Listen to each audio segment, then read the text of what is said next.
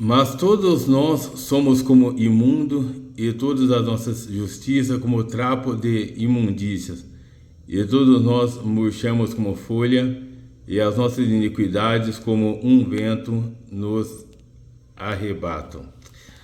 Pronto, esse versículo aqui, por parte de uma ocorrência que aconteceu na região de Campinas, né?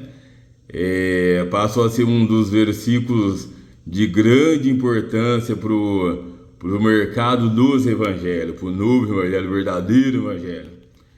Mas, gente, isso aqui não é, ou seja, essa atitude de pegar esse versículo aqui isolado e pegar ele fora do contexto, que é a própria linguística que eles usam, gente, é uma grande aberração. Por quê?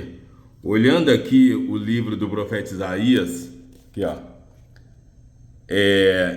esse capítulo 64, onde o versículo 6 é esse versículo, né? Ele não tem título. Então ele é uma continuação do subtítulo do capítulo 63, que diz assim: ações de graças, confissões e súplicas do povo de Deus. Pronto. E o que acontece, gente? Esse povo aqui, eles estavam conversando um assunto referente à condição deles daquela época. Agora, isso aqui não ficou uma doutrina como que não, porque você que pensou em servir a Deus, você tem que olhar para Deus e falar assim: é um imundo, a sua justiça é um nada, é como trapo de imundícia. Não, gente, o que é isso? Então a graça de Deus não serviu de nada para nós? Porque se eu, depois que eu fui lavado no sangue do Cordeiro e resgatar desse mundo de pecado, quer dizer, eu for considerar esse versículo e falar que toda a justiça que eu busco, e não sou eu que busco, mas a palavra me justifica a cada dia. A palavra que eu ouço pregando doutrina, a Bíblia que eu leio, os pontos doutrinários do Novo Testamento, se eu os praticar, eu estou, ou seja, a Bíblia, a palavra de Deus, a pregação de um pregador tomado pelo Espírito Santo de Deus, está, ou seja, impelindo, ou seja, e inserindo a justiça na minha vida. E quem está acima dele, ou quem que está acima da Bíblia, e quem que está por detrás da Bíblia para fazer tudo isso, não é o nosso eterno Deus, que quer a nossa justiça? Então, aqui uma grande controvérsia. Deus nos chamou para justiça, e agora nós vamos considerar como que a nossa justiça não vale nada, a nossa justiça é um lixo, é um trapo de imundícia. Não dá para entender isso. Então, vocês entenderam como que o negócio é complicado? É o estudo bíblico, porque a teologia, porque o conhecimento, é isso aí que chega aqui. Engraçado, né, gente? Para ficar claro que nós fomos chamados para a justiça, e de que de fato nós temos que ter prazer e nos orgulhar da justiça, não usar a justiça, eu sou mais crente do que aquele, porque aquele antes, pelo contrário, nós olhar com amor, misericórdia, não é o que esse novo evangelho faz. Porque quem diz aí que exclui o novo evangelho, ele levanta o nariz dele e fala: não, eu tô com a verdade. No lugar de ele abraçar quem tá no meio dele e falar: ô meu amigo, Deus me escreveu isso, vem aqui para você participar também desse novo alimento, desse novo banquete, dessa nova porção, que tá fazendo bem primeiro, vai fazer bem pra você. Não. Aí ele entra no separatismo e automaticamente não, o resto é tudo descartável e ele é o diferenciado.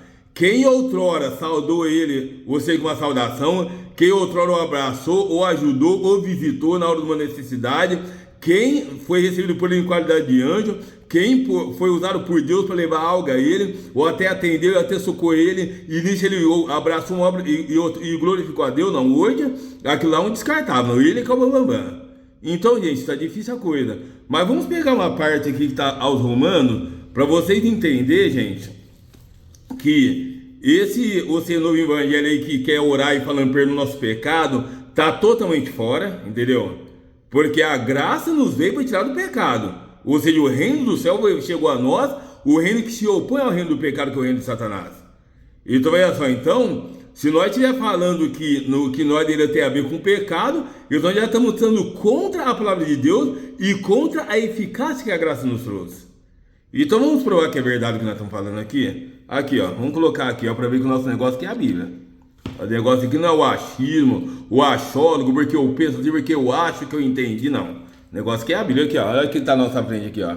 Aqui, ó, olha o título aqui, ó, 6 de Romanos. A graça não nos deixa permanecer no pecado antes nos livra do poder do pecado. E, gente, aqui, ó, diante desse título, como que eu vou ficar? Senhor Deus, perdoa os pecados. Não, perdoa minhas faltas, meu Deus, minhas perfeições. Pecado não. Porque senão quer dizer a mentira aqui na Bíblia, a controvérsia na Bíblia. Então a Bíblia está contradizendo ela mesma. Então fica difícil a coisa, né, gente? Então, para ver, por isso que o primeiro vídeo, após a introdução, que foi o segundo vídeo, né? Que foi falar sobre oração, foi dito. Em que, ou seja, a oração do Pai Nosso ensinado pelo Mestre não nos ensinou a pedir perdão do pecado, porque o pecado está resolvido. Entendeu? E mais, eu não tenho que seguir ela porque fulano de tal falou que tem o coração. Eu tenho que orar o que o Espírito Santo de Deus me guiou para orar. O Espírito Santo de Deus não me guiou para me pedir perdão pelo pecado, mas pelo contrário. Ele me guiou para mim, ou seja, apresentar o que tem que ser apresentado. Cada oração é diferente. Se eu não orar a oração do Pai Nosso, se eu tiver que orar 10 orações hoje ainda, cada oração vai ser uma diferente, porque o Espírito Santo de Deus ele é abundante. E ele vai trazer me dar agora. O que ele não vai trazer é falar para me perdoar os meus pecados, porque pecado já ficou, ou seja, aniquilado quando aquele falou pro paralítico lá: tenha bom ânimo, filho, eu perdoo os seus pecados. Pronto, e para nós foi dito isso também no dia da nossa redenção. Agora é isso aí, agora que foi perdoado está resolvido. E foi dado-nos força para viver uma novidade de vida e buscar a justiça. Então tá aqui, ó, o que diz aqui, ó, são os primeiros versículos. Que diremos, pois, permanecemos no pecado para que a graça abunde? De modo nenhum. Nós que estamos mortos para o pecado, conviveremos ainda nele?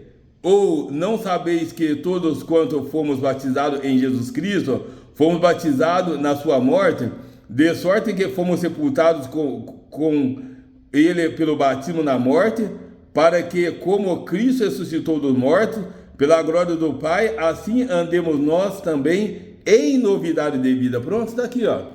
Então vocês perceberam? Agora, como que eu vou pegar um versículo desse aqui e que, não, gente, eu tenho que ter prazer e me orgulhar da minha justiça? Ô Satanás, com todas as suas investidas, com toda o que você fantasiou o mundo, fez o mundo virar de ponta cabeça, mas, ou seja, em Cristo Jesus, pela força que me dá, eu tenho resistido à tentação, tenho resistido ao pecado, e estou me esforçando debaixo da graça, como cidadão do céu, para chegar até a vida eterna. Eu tenho que me orgulhar disso.